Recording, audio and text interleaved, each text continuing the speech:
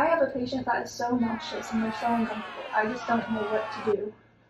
Ugh, that makes your job so much harder. Every minute they're miserable feels like an hour.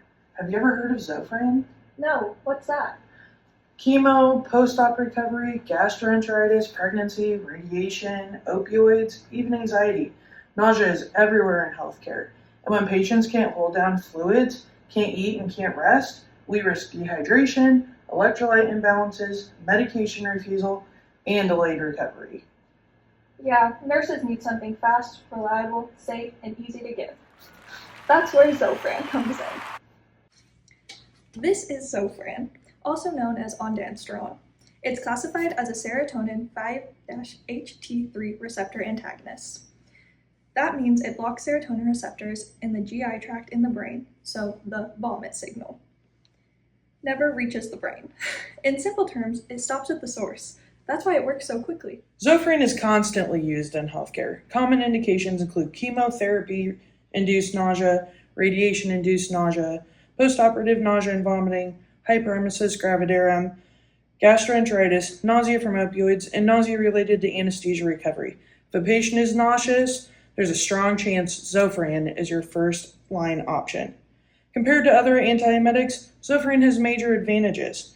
First, it does not cause sedation. Patients stay alert. Second, it starts working often within 30 minutes. Third, it works safely alongside most opioid pain medications.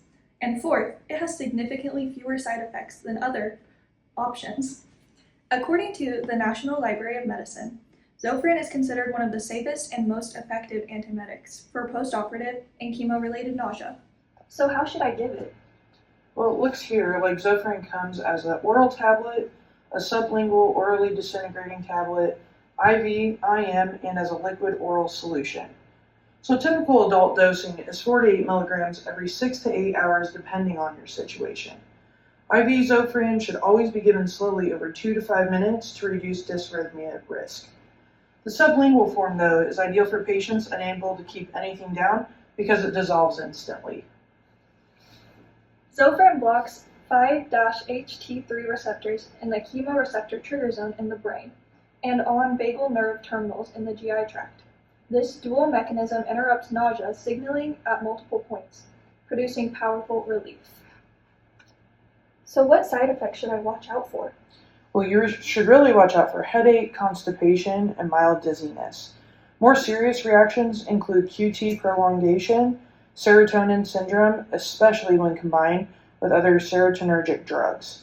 Patients with heart disease, electrolyte abnormalities, and other QT prolonging drugs may require some monitoring.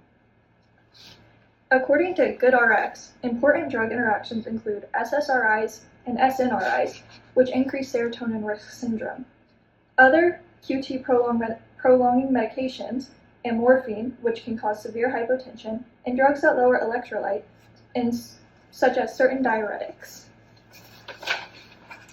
Nursing considerations include monitoring EKG in high-risk patients, checking potassium and magnesium levels before IV dosing, assessing nausea before and after administration, watching for serotonin syndrome, administering IV doses slowly, and documenting patient responses. These steps are especially important for elderly patients and those with cancer or cardiac issues. Now that I've given you Zofran, I want to tell you about some things you should know about it. This medication blocks nausea signals, so it should help you feel nausea relief. You may get a headache, but that's normal. Report palpitations, chest discomfort, or extreme dizziness. Those are bad signs. Use only with provider approval during pregnancy. And avoid mixing with extra serotonin-based supplements to avoid serotonin syndrome. The good thing is most patients feel relief quickly, so that's really reassuring. Can you tell me about the cost? I feel like it should be expensive since it works so well.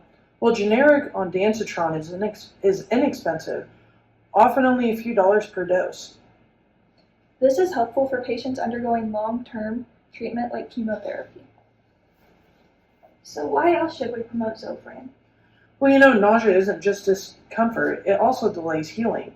When patients can't eat or drink, they risk dehydration, malnutrition, electrolyte imbalances, and a longer hospitalization.